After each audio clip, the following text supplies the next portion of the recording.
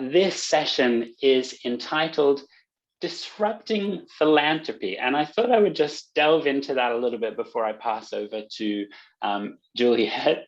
You might have thought, what does this even mean, disrupting philanthropy? I even had a moment of that myself. I think potentially it was too long to say something like challenging and unpicking power dynamics and hierarchies and even colonial histories that are embedded in wealth distribution. Maybe that title doesn't sound as catchy as disrupting philanthropy, so that's why we use this term. But what do we mean by that? At Regenerosity, we're focused on supporting the regenerative movements, and I use the plural because of all the intersecting webs of different movements and knowledges and wisdoms and understandings that we might be referring to. One way that we seek to do this as Regenerosity is by engaging with our partners as wealth holders. We often think of, when we think of the word wealth, we think maybe of financial wealth often springs to most people's minds. But when we say wealth, what we really mean goes way beyond this. You know, we might think of all the different forms of capital. Yes, there's financial capital, but how about also capital of knowledge, of spiritual capital, of experiential capital, of living capital? So how can we, in the philanthropy movement, engage with all people across the world who we work with as wealth holders? And also, what would equitable redistribution of all forms of wealth look like? Of financial wealth, spiritual wealth, living wealth. What would it look to redistribute and engage with the flows of wealth in different ways that are more equitable?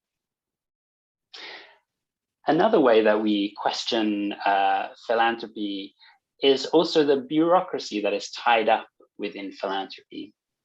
I mentioned I work with the Lush Spring Prize as well as Regenerosity. And one feedback we get quite a lot in the Spring Prize is the level of bureaucracy tied up in traditional philanthropy. Often we hear that it can be so time consuming to do the reporting, the application process, all of these different processes, that for some people, it means that there can be not a huge amount of time to spend actually doing the work on the ground. So another question that we ask as Regenerosity is, how can we unpick some of those bureaucracies? What's necessary and what's not necessary? And also the important question of, who's it all for anyway? So hopefully we might dive into some of those questions today, and especially to do with monitoring and evaluation. Who's it all for? We also use the term trust-based philanthropy a lot. What does it look like to engage with all partners in a way that's trusting, in a way that builds trust, rather than maybe distrusting approaches? So, like I mentioned, today we're really looking at monitoring and evaluation, and especially storytelling as monitoring and evaluation. So knowing all of these things that I've mentioned about how we might start to unpick and examine all the maybe more conventional approaches tied up in philanthropy and all the power dynamics, how could that apply to monitoring and evaluation? And why is storytelling such a unique approach? So I'd love to pass over to the wonderful Juliet Milliken, who will start to delve into these questions. And just to give you a taster of what will happen afterwards, we're going to have some breakout rooms, and then we're going to meet our other colleague Sanjana, and then Wegesa, and maybe we'll have some time for questions or breakouts after that as well. So Juliet, over to you.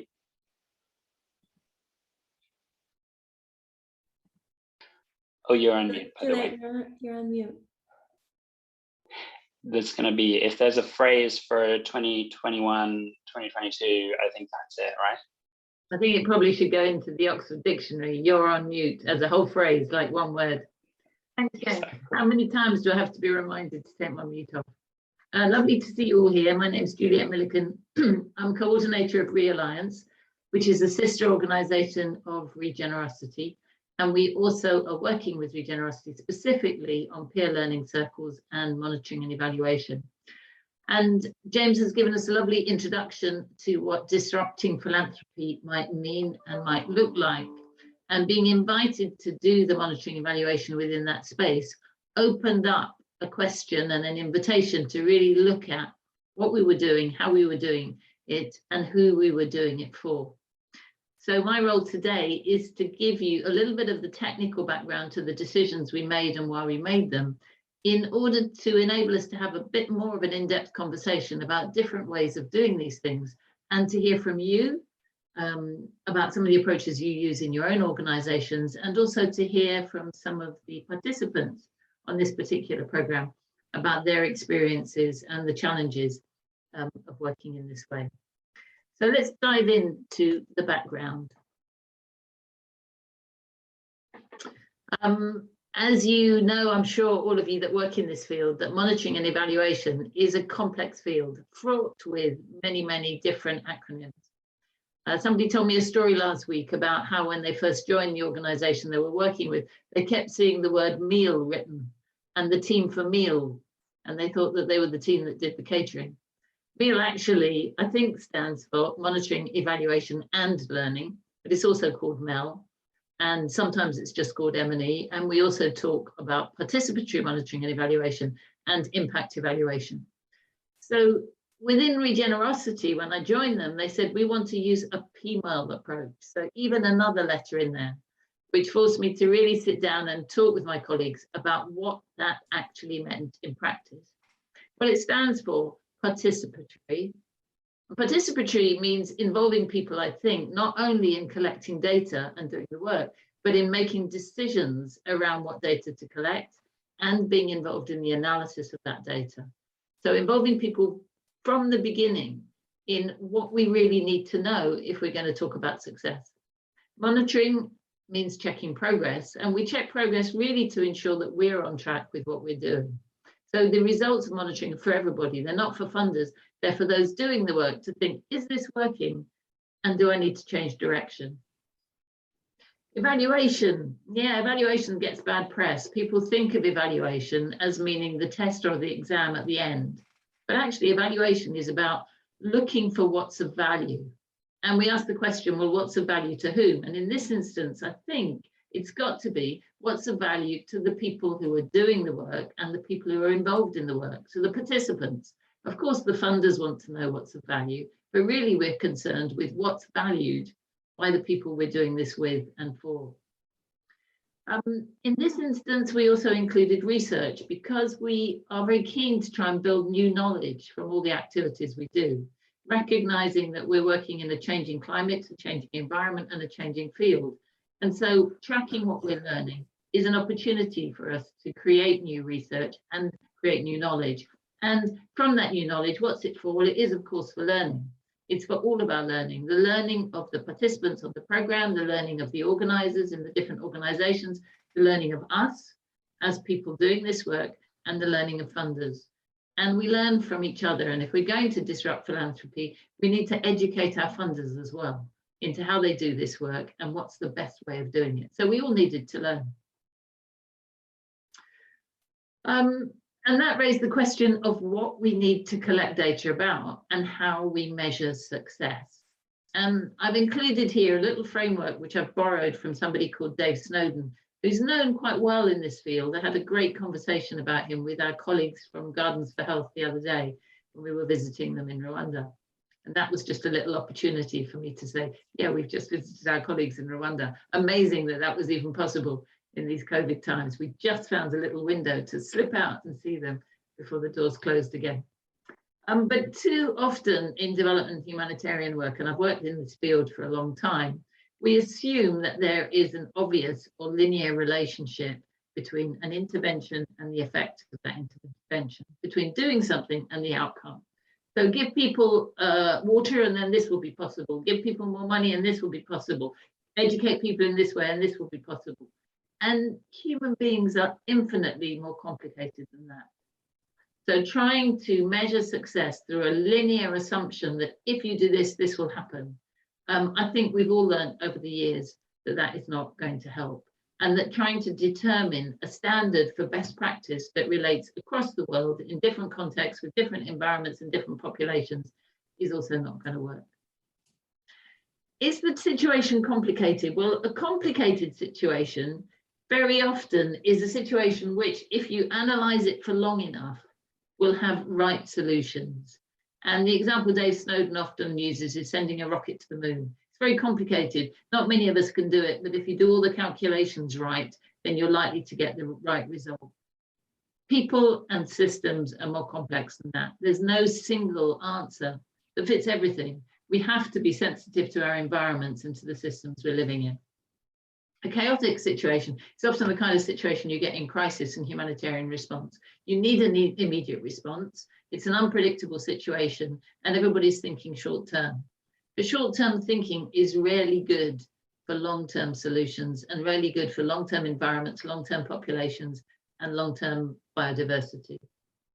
So we were driven towards thinking about this as a complex relationship between complex individuals living in complex communities with a complex interconnected system that they're part of. And if that's the case, then what we need is emergent practice. There's no such thing as best practice. We need to respond to our environment, to look at our environment, to look at those changes and to adapt as we go along. So we need a situation of adaptive management, not a situation in which we say, these are the outcomes and have you reached them. We wanted an opportunity where people could watch and reflect on what was going on and change it if it wasn't working. And that is, of course, one of the first principles of permaculture, to observe before you interact. So we needed a way of measuring success that was changeable along the way and was not tied to clear and fixed indicators. I've put in these two little pictures because they emphasize the fact, I think, that some causes can have unexpected effects. And the picture on the left is a picture of the migration, the mass migration that happened from cities in India in, I was about to say last year, but I think it was even 2019 when COVID first arrived in India. And there was an announcement of lockdown and people fled to the villages. And there's been huge criticism of that action because they said it was an opportunity for people to take COVID from the cities into the village and spread it all over India. That may or may not have been the case. This thing seems to get around whatever we do. But one of the effects of it that nobody anticipated was that when people returned to their villages and had no other form of income, they had to look at a way of creating that income, growing food for themselves and the families, and regenerating the land that they lived on. And one of our partners, Tarapat Singh, who are here with us today, I think, and who work with the Flow Partnership, have done a lot of work on supporting farmers who return to their village in their original role as farmers and were able to develop watercourses, waterways, water sources, which enabled them to grow food in places where food hadn't been grown for a long time. So some causes have unexpectedly positive effects as well as unexpectedly negative effects. And being able to change direction in planning is really important. So in our system of monitoring and evaluation, we needed a system that was flexible, that was adaptive, that enabled us to measure, of course, our impact on local communities through the interventions that we were supporting, but also the impact on our organizations and our own personal learning and on broader development practice. So this is how we've been working. We've been working with monthly peer learning circles when those working on the different projects come together across their region to talk about and share their learning as they're going, to advise each other because they're doing similar work in similar regions, even though it's in neighboring countries, and to have an opportunity to talk about their successes, but also their challenges and their problems. We've tried to use participatory and interactive processes for monitoring so people can have a sense of determining the things they want to measure and talk about.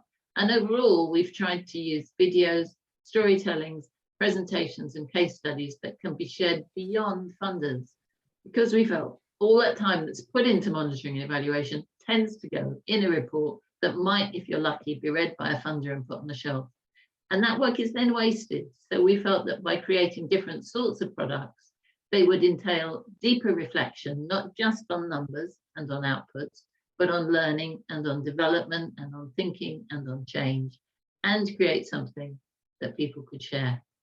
So those are the tools that we've been using broadly in this particular program with Regenerosity. And we're keen to have your feedback on it and your thoughts on what else we might do, what else we might notice as we go along. We use a combination of videos and blogs that people submit to us every 3 months. The first video is an opportunity for partners to show and tell, to show us around their land, to tell us what's going on in their land, to tell us their hopes for that land and what they want to change, and to tell us what they're learning from the communities that they're working with, as well as the land that they're observing. And this is also an opportunity to see what's happening. I'm actually there in that picture with Gardens Vale, but in these days when we're trying to minimize travel, minimize the expense of travel and the environmental impact of travel, and trust our partners that they know far better than we do on a little visit what's really needed in their communities. It's an opportunity for us to see what's going on without having to fly there. We encourage the production of outputs that have multiple uses. So some of our partners have used their blogs to be part of a newsletter, to share in their villages, to share in their regions. And also we feel that by telling a story, we get a deeper picture than what's going on than if we just ask a specific question. If you ask a specific question, then the answer you get is usually framed by the question you've asked. And you may not ask a question about the really important things that are going on. So yeah, by getting people to create videos and write stories in the form of blogs, it gives them an opportunity to talk about what's important to them, rather than answering the questions that we've put to them as those that are managing the grant and the project. This slide is very dense and you don't need to read it all now. I'll send it to you later. But we started by framing some questions that would act as prompts for the videos and for the blogs. So giving people an idea of really what the kind of things they can talk about without telling them too much what to say. So starting with things like, tell me about what's going on, how does it feel, what was your day like? And then interspersing those questions around the first video, the first blog, the second video, the second blog, and through the project. And James, the wonderful James, created a little poster of tips, helping people to make videos that could be used to maximum effect, thinking about light and sound and stability of a camera. So we had something that was a reasonable quality. And when we talk about videos, we're asking people to make videos on their mobile phones. Realliance recently ran a film competition for people who could make films on their mobile phones. And this is what gave us the idea to use it here. Most people now, or most communities, have at least 1 or 2 people who have a phone in their pocket that can take quite a good quality video. And so perhaps with the small expense around a little camera or a handheld microphone, they can use it to actually make a film and share it around the world. So we're at a time when these facilities exist in the communities that we're working with in different parts of the world. You can see the videos too. You can see some of the videos on our website and we'll be happy to share them with you. And James has got a little collage of some of them to show to you in a moment. But in addition to our storytelling, funders needed hard data. Those people that were funding this program came to us and said, yeah, but we also need to know some numbers about what's going on. Of course they did. So we created a small tracking sheet for people to track those changes in their own environments. We made some suggestions about areas to talk about and encourage participants to refine that or adapt it to meet their own context. And then we attempted and have attempted to group these into common areas so that we could report back collectively on the outcomes of the different projects. And the common areas were, of course, the 3 areas that are behind permaculture, behind ESG, behind many movements that are concerned with people and communities within environments. And that is earth care, people care, and fair share. We then asked people, or suggested that people use some of these numbers to reflect on in their videos, so to talk about the changes they were observing. So it gave them a bit of data to think about, say, well, why is that happening? Why is that happening? Is there something we can do to improve that? So we've combined the stories with the numbers to try and get a sense of what's going on. Because there is, of course, a danger of only counting numbers and counting outputs without really reflecting on the reasons behind them and the values that those numbers tell us about whether this is something that's working or not working, rather than is this something that's happening. So that's where we are at the moment. I think we'd like to give you an opportunity now to go into breakout groups, and in each of your breakout groups, there will be one either of the Regenerosity team or one of the participants on this program, or both, who may be happy to share with you some of their experiences. But it's also an opportunity for us to talk in smaller groups and a bit more depth about your reactions to any of this and to answer any questions. So I think Faith is going to send us off into breakout groups. And then when we come back, we'll see some videos of the projects and hear a bit more from the people working on them.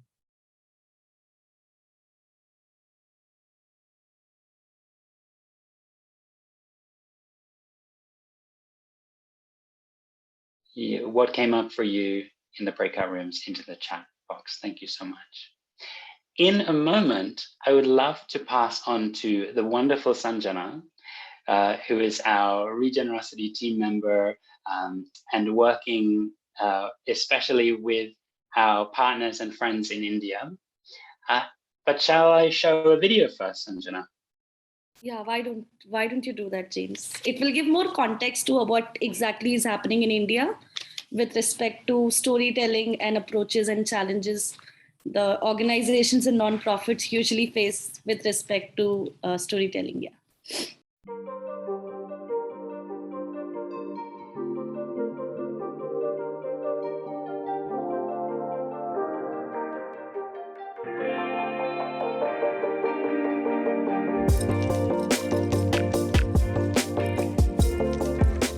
We are, in the last 30 years, we've been working with the farmers to get them out of the vicious circle of buying the BT cotton seeds and then the associated package of chemicals that are leading them into death. And our project is focused on creating micro food forests for marginal Adivasi farmers. So we're aiming to do around 10 very small 2,000 square feet food forests with them, which is of course with the intention of being able to demonstrate to the community that a food forest can actually give you a much better yield and stability as compared to just simply doing paddy. I work on a farm called Kailas Farm, where the Timbuktu Collective is doing a few pilot projects, and one of them is a school of agriculture. Currently, what we are doing is we are harvesting rainwater, and this we do in rural areas like places where agriculture has stopped because there's no water, there's no drinking water. So both drinking water and water for agriculture are our main purposes.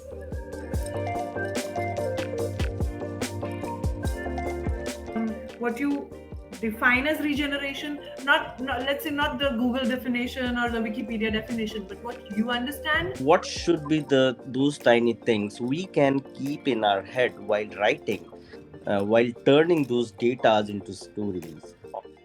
Monitoring and evaluation and following up with the funders on the work that's happening on ground is quite a challenge. But that takes so much time that you don't have time to actually implement it in the right way.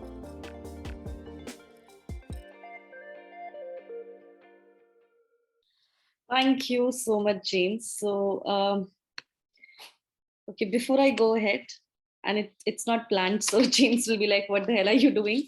One thing which you can relate to from the video, or something, one word which just came to, like, got stuck, or you remember after seeing the video.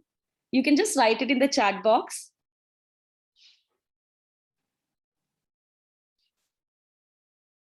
Okay, Sam says empowered. Relationships, yeah. Storytelling is something that's the first human connection, or the first way to build connection with the donor or the people we are working with. Also, it's one of the ways that exactly takes us to the other word of making connections and relationships, right? So just talking about my understanding and my experience working on ground, especially with context to India, storytelling has been something that is more like, we have always spoken about stories that from Ramayan, like Ramayan, Mahabharat, or stories of saints from the saints, and that is what we believe in India, especially when we work with, or when we teach our kids about something, that whether it's a leadership or a problem solving skills, the stories has played a major role in our work. So peer monitoring of process learning practices has been, especially what I see right now, or the cohorts we are working with, or the young people we work with, it's very understudied and underutilized, because we as an organizations and in individuals are more oriented to number as impact, and nonprofits often struggle to share a surprising variety of human experiences, values, ways of understanding. And we believe numbers are their language and the sole instrument that can mold our thoughts and feelings, and these are the only things by which our donors will be impressed, or the people HNIs will be impressed. But now in 21st century we are living, it's completely opposite, because everyone looks for the relationship building or human connections, as Juliet was talking about. How do we bring out those experiences from on ground and share it with the donors, so that they also feel more connected to the ground? Because of COVID, we as an organizations are also not able to do many field visits, and same and human beings are very complex, right? This is what she picked up on. And how do we make our work more humanistic and more touching to them? So that's only one way, through storytelling. Most of our peer learnings and storytellings have been a space of sharing, space of learning, space where it can be picked as an impact. And mostly talking about trust-based philanthropy, it's considered more likely to be the means of reaching out and connecting with more and more people. Stories, especially the blogs or whatever video we talk about, it's just not a link between the word of field and organization or donor. It goes beyond it, and it's a common thread that can help unite cultures and provide a bridge across the cultural gap. I remember one of the example of one of the learnings I had from one of the sharing groups, which is like the new concept, but I myself see young people or young individuals in a peer learning groups and cohorts and organization. I especially engage with through various projects. They have started supporting each other by sharing best practices, offering solutions which they have already done, sharing about challenges, and also sharing the connections or donors, inviting each other in the donor collabs to grow together. One of the example of Earth Forever, especially when we talk about them, the best part about the organization is two women running the organization, but at the same time they are working with Sukhi Bhava, which is the other organization,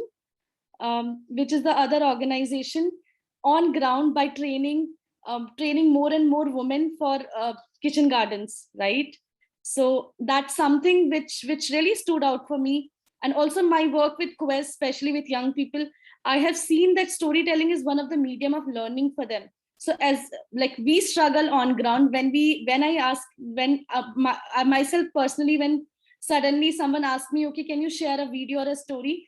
It like I become conscious, okay, how do I share? Because that was never in our culture. That was never in our because we never thought about it. We were always running towards number and other stuff, right? But now it's trust-based philanthropy and more deep-rooted impact. So how, rather than reaching it's important to reach out to more and more numbers, but also how do we celebrate those stories and failures is something everyone is looking forward to.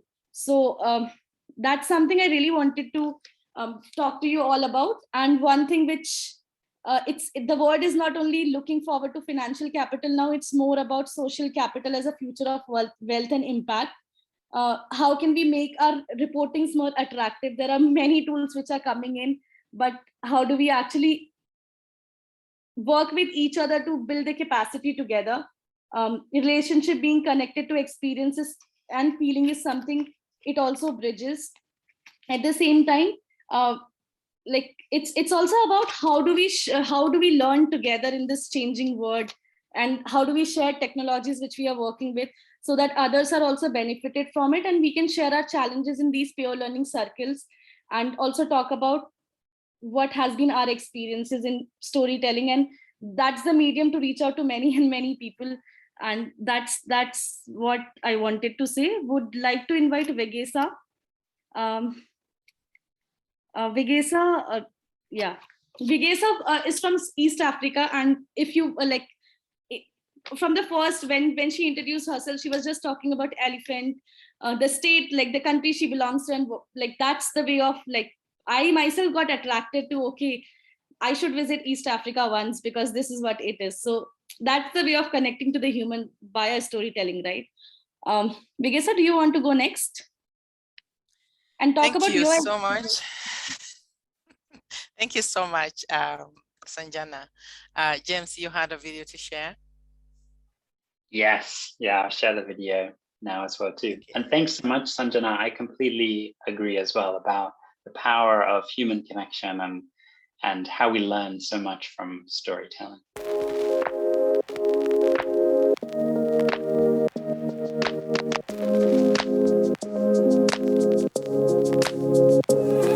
We are most concerned about the negative impacts of using chemicals in agriculture. We're going to end up with polluted air, polluted soils, and polluted water, which is also not good for health.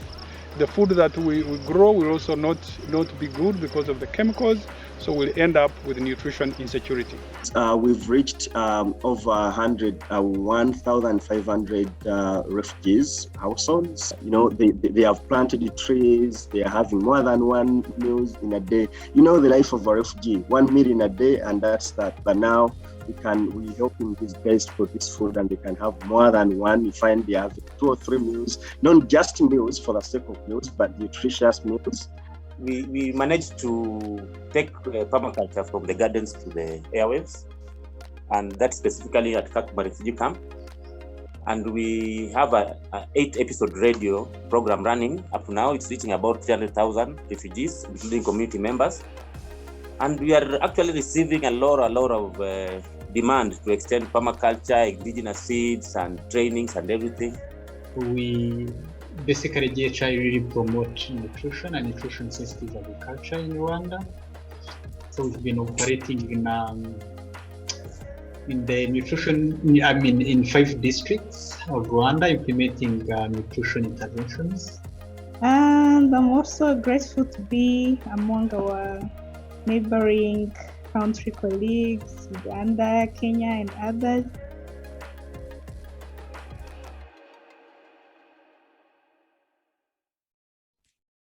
Wow, that's East Africa, Rwanda, Uganda, Kenya. And even just listening to that, it gives you motivation to see that you are talking to people, you're not reading ink and paper. It doesn't tire you so much. So I think storytelling is beautiful. It just keeps your heart warm. And you can also see the backgrounds that are beautiful, like Noah's background had a real nice mountain behind it. And Kafred was in a park, actually a national park, which is in northern Uganda. So yeah, the goodness and advantages of our approach of storytelling motivate people like that in easy ways like those. And stories open up to more sincere and true conversations. And also you realize that both parties, funders and implementers, can relate to real people, not just pictures and ink and notes and reading and tiresome and books, and reports. So you also realize that the information shared in a statement can be much more than what is written on paper. And you can capture more from just somebody narrating to you something. So I love storytelling more than just writing. You have a lot of punctuations and all that, statements that are legal, that are what, but in storytelling, you're just flowing and somebody just feels nice. And then you realize that also people are getting tired of reading. They are preferring listening and watching. It reveals much more than you expect, than you anticipate, And then you realize that writing needs people who have gone to school, but you can get a story from somebody who never stepped in a class and they can speak in their language. So storytelling is much more, captivating and can reach everyone in any language, anywhere, So narrating a story has much more in-depth information, and you can capture that in any language, other than just writing, which has to be in a certain language, in English, and it just tires. So yeah, examples that you have seen in a video, like Yese Uganda during our peer learning circle had to share about they have selected 5 farmers with whom they are conducting what they call regenerative diaries. These diaries they ask questions, repetitive questions actually, to assess and understand farmers about their learning patterns, their behavioral change, their climate adaptation, food consumption, income, social behavioral changes, and when they bring that to our learning circle, others are like, oh yeah, that's a good idea. We can also do that. And then you look at what are we learning from another project. GHI Rwanda is coming on table and probably bringing in nutritional value and how they are measuring their nutrition from plants. And then you realize that, oh, I can also do that in my project. I think I really need to understand nutrition from different plants. And then you come to Kafred, they're talking about conservation near a national park that is being deprived by the locals who can really earn economical value from it. And then they realize, oh, if we conserve this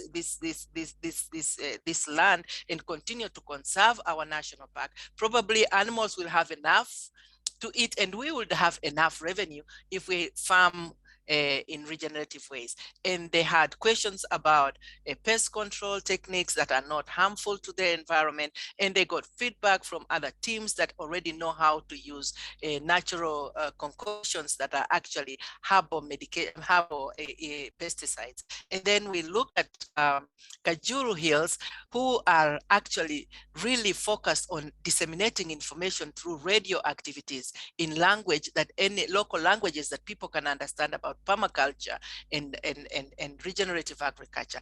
And you realize that it's really, really captivating a lot of people. So we are not just in storytelling, we are not just thinking about writing reports. We have stories to tell, stories that are real, that are factual, that are proven by the farmers and implementers of regenerative projects using different approaches, but coming together to see how they can transition as a community into these regenerative activities. So there's no competition, there's no resentment, there's just enlightenment, and there is inspiration, and hope is activated.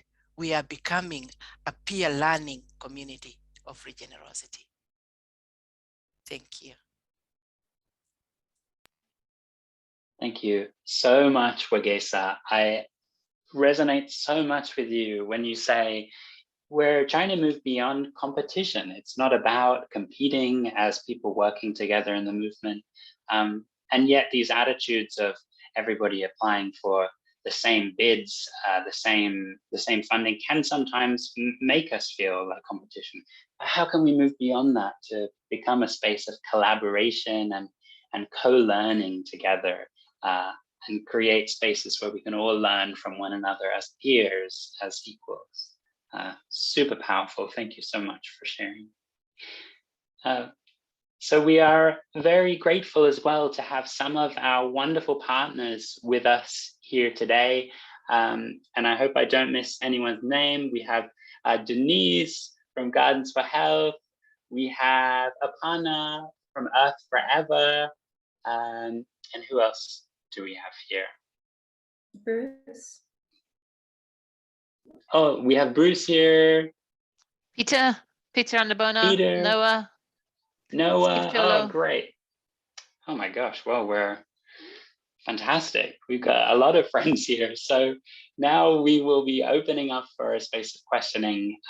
So Juliet, I think you're going to gather some questions. Would you like people to raise their hand or put it in the chat box? I think it'd be great if you could put questions in the chat box. If there's a particular person you'd like to answer them, if you want to address your questions to someone, please do. If it's an open question, just put it in the chat box. And while we're waiting to gather some questions from you, I wonder if there's any of our partners who are participants in the Peer Learning Circle who'd like to say something. And so I invite you first to come forward and maybe share something of your experience here. But I invite the rest of you to put your questions in the chat box.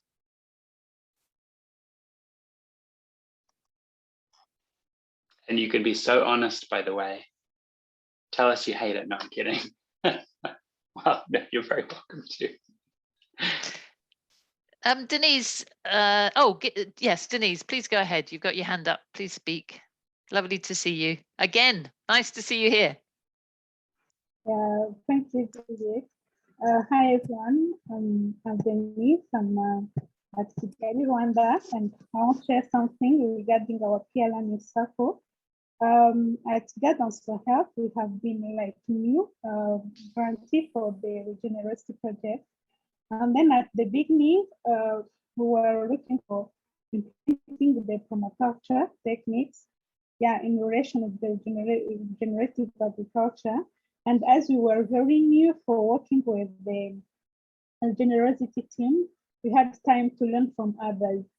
Have been in contact with other organizations from Uganda, from Kenya, from everywhere, and has been really very helpful because we used to have different challenges. I can like share like one.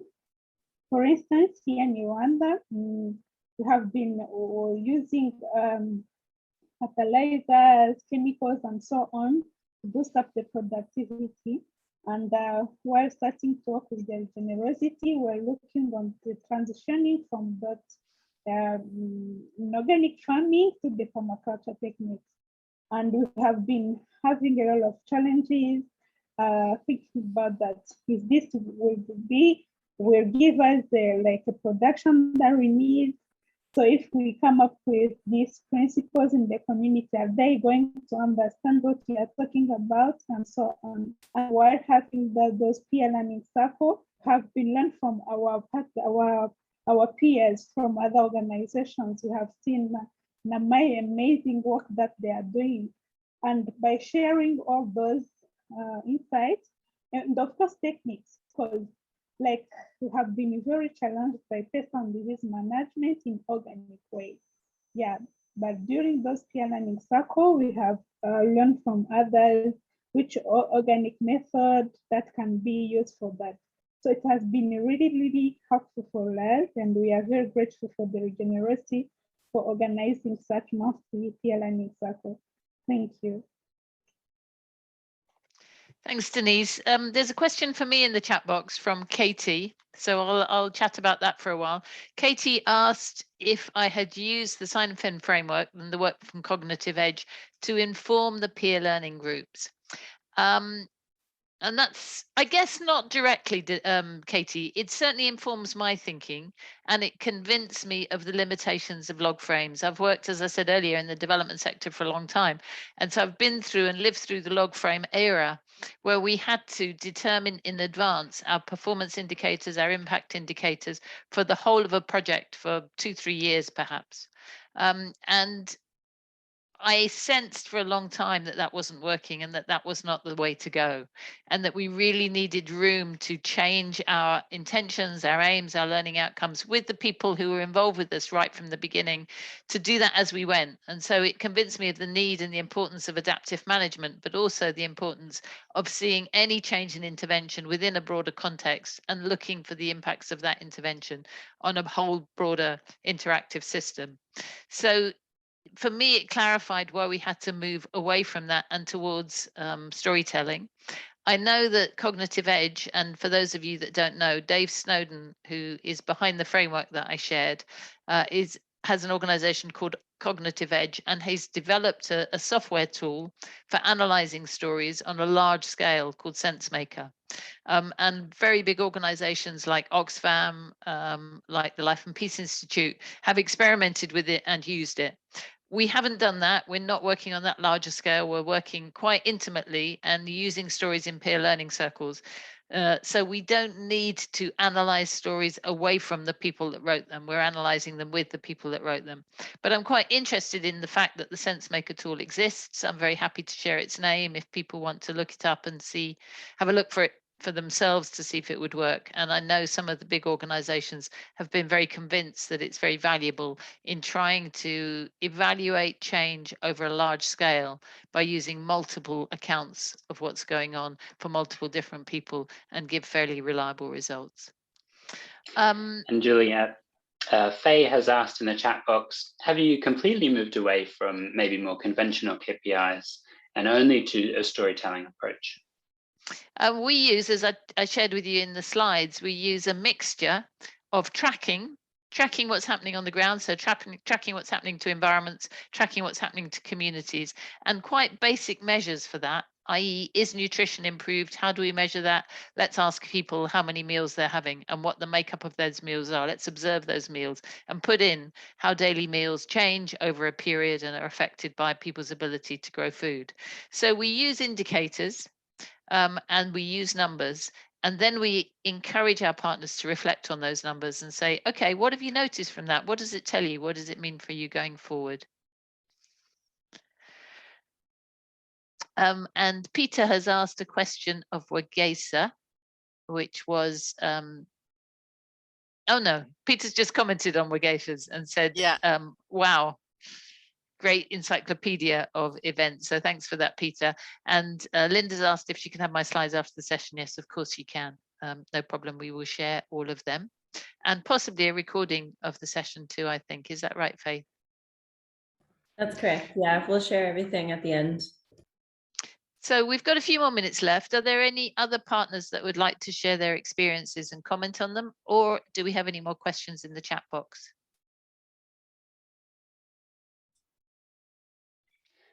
I hope you don't mind me picking on you specifically, Aparna, but I'd love to ask you a question, especially having been through now 2 peer learning circles with us. No, 3. Is this right? 3. How has it changed over time? Maybe the dynamic of the group and all the people who you met in there, and has your experience of the learning circles changed over time? I think the whole idea of the learning circles, first of all, I just wanted to say thank you. It's a fantastic idea. And it just moved away. I think initially if there was any formality, and it was great to know what everybody else was doing on the ground. And then it also kind of made us reflect, and come back to our spaces where we were working. So I think the fantastic interaction, like the learning, especially from each other. And I think in the last session, I think we had a really wonderful sharing where people were willing to share their skills and, with each other. And there was just an open interaction between the organizations. And as you said earlier, like moving away from moving towards co-learning, that's something that's we've all found very, very fruitful, I think, across the board. It's also when you listen to other people in the peer learning, when we listen to the other groups or the other organizations, we also get to really reflect back if there's something maybe we've missed when learning with our own, when we're working with the farmers or we're working in whichever area we're working, sort of focusing at. So that's been a very good learning for us. I mean, I think Komal and me both have found that a fantastic learning experience through all the sessions that we've had. We really get to understand a bit more, and we also get to share our challenges, which is what is great because we can then address them. So that's fantastic. Oh, really great to hear. Thank you so much. Thanks, Aparna. Yeah, and I might ask you also to comment on this one. John Fellows has put in the chat box a question. Well, firstly, an endorsement of storytelling, perhaps as a way of keeping to principle-focused evaluation, so that when people change an approach or change an indicator, it's because it doesn't meet their principles, but their principles don't change. So having underlying principles that guide your work, which I guess we have very strongly in Regenerosity, and then working in that way, but needing to change what you do and when you do it in line with that. But he's asked a question at the end, which is, storytelling is a great way to look at this.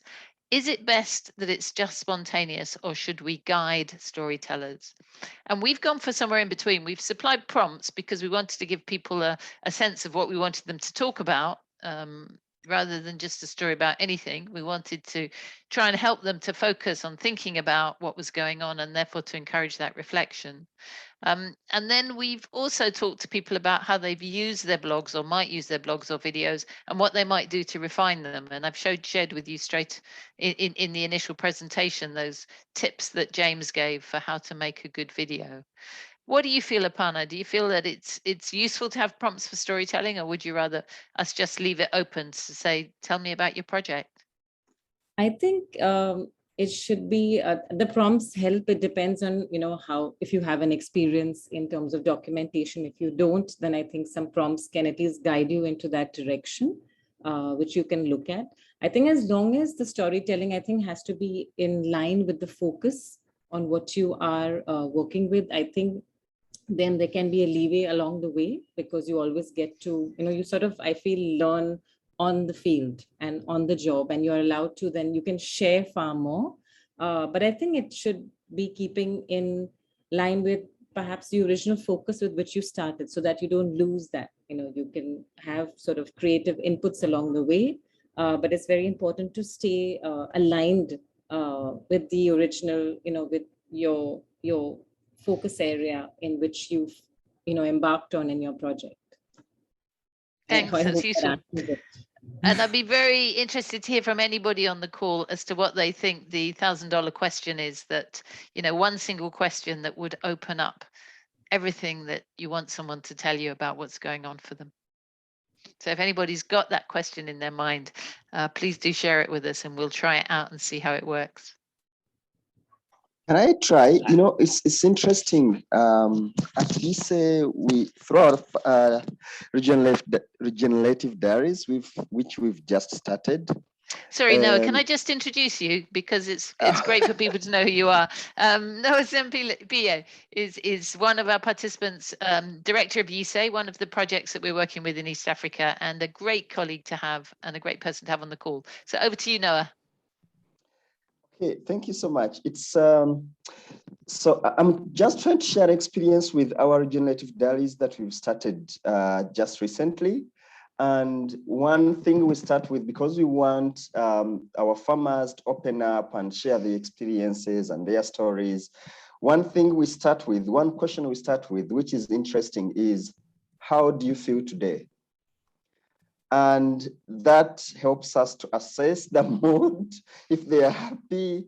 And sometimes we leave it as open as that, and then we keep quiet, and then they will tell you, oh yeah, I'm feeling fine. You see, this and this has happened, this and this has been happening for a long time, but now I'm feeling very nice, blah, blah, blah. So now when it comes to the project, I think that $1 million question would be, how do you feel about your project currently? Just that, and then, yeah, probably that's what I think. Thank you. Great question, Noah. And Sam Greenwood's put in the chat box, what do you want to tell us about as a single question? What do you want to tell us about? Tell us about it. You could get someone telling you about their granddaughter or their brother or their sister who's just migrated, or something completely random. But certainly I love your question too, Noah. How's it going? Anything else? Sorry, James, over to you. Sanjana, did you have your hand up? Yeah, I was just reflecting back to the answer which Aparna also said, and we were just having Juliet was talking about the prompt questions and other things, right? It's as simple as just going to the ground, the people you are working with. You don't have to get big equipments. It's just your mobile phone with a camera, just taking out a video in a landscape mode. We don't need so much of editing. It's just that capturing the real core idea of what we are doing. It really makes a difference. We don't have to think about, oh, I have to now go and bring a photographer or videographer for it. It's my project. I'll go on ground. I'll just take I'll just talk to 2-3 people and capture it in my mobile. And if you don't know how to like produce it later on, you can just share like it on the WhatsApp. It will really make a difference. Like you don't have to get big equipments for that. And it has been on ground, right? People talking about storytelling, blogs, videos. Oh, it's such a big task, huge task. It's nothing like that. In WhatsApp, we see so many videos coming up every day. Yeah. It's true. Thanks, Sanjana. Bruce and Noah has just endorsed it, have just said in the chat box, I think the prompts help us to share information on the same subjects, and this in a way helps us to learn from each other. And that's true. It helps to focus discussions around the things that are common to everybody and therefore to learn from each other. And John says it does seem harder to capture feelings in a written report. Asking questions, how do you feel about it, is great because there's no correct answer. And Linda said, I'm curious about how to bring stakeholders together to collectively interrogate the body of stories shared and the themes that emerge from those stories.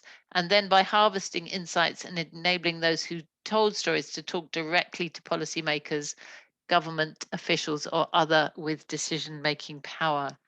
Well, I guess you've brought to the table this question of stakeholders and funders, the other stakeholders, not only the people who are leading the projects or working on the projects or benefiting from them, but those who funded them and other broader stakeholders who are responsible for policy. And ultimately, I think what I very much want to do in Regenerosity, and I'm pretty sure we all want to do, is to build and contribute to a collective mass and a collective movement. So to try and look at the impact to broader development thinking, as I said earlier, and broader thinking around regeneration as the way forward for us, wherever part of the world we're living in. And that means impacting policymakers and talking back to funders.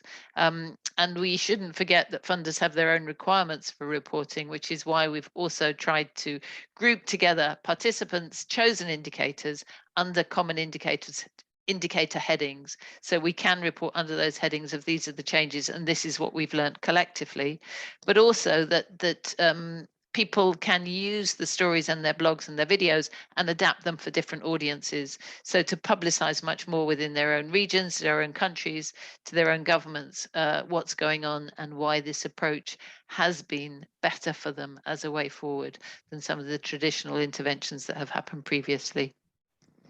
Wigeisa's got her hand up. Wigeisa, come in. Oh yeah, about the questions that we ask when we come to, for example, a group or team of people, especially in learning processes. Like when we were in Gardens for Health in Rwanda the other day, and the men were having a training, and they were learning about regenerative activities, and they were making compost. They were learning how to make compost. So we went near them and asked them, how is this working out for you? What are you learning from these processes? And one man said, well, now I realize that my family don't have to eat vegetables that are powered by chemicals, because I can simply make compost at home and plant healthy plants, crops. And then he says, and also he realizes actually women do a lot of work, so helping out is a great thing, because they in Gardens for Health, they train men to assist their wives to do heavy work. For example, a garden together, and the men can make the beds and the raised beds and the compost, and the women can plant the seeds and tend to the crops, So it's a shared activity, and these men felt so happy about it. When we asked them, they were like, yeah, now we realize we have to help our wives. That was amazing. Thanks, Wigeisa. Faith has commented in the chat box. These are great tools for helping funders learn and unlearn from the true wealth holders, the farmers on the ground. Stories open to, portals to worlds for all of us. And then, the chat box keeps moving. Katie has shared a video, which I won't play now, but which some of you might want to pick up on and look at from the chat box, on collective story harvesting, a tool that she's used in different places. And Angela has told us about somebody called Gary V, a YouTube business influencer who encourages documentation over content. and says documentation doesn't have to be perfect. Let it be raw, let it be you. Authenticity and transparency is wonderful for regenerative influencers. And Linda says she is looking at augmented reality and VR as a way to bring greater equity and directly connect to those who share their learning and challenges. So I'm not working on VR or augmented reality, Linda, but anyone who is, please get in touch with Linda. She's put her details there for you to connect with her. James, I think it's nearly time for us to finish. Oh, final comment from Peter. I find it interesting setting events that trigger storytelling, not asking questions. For example, taking farmers to regenerative trips as a participant opens up for a story.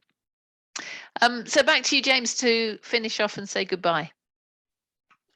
Thanks so much, Juliet, and a huge thank you for all of our friends, colleagues, partners, and participants for joining today and sharing your thoughts and ideas with us.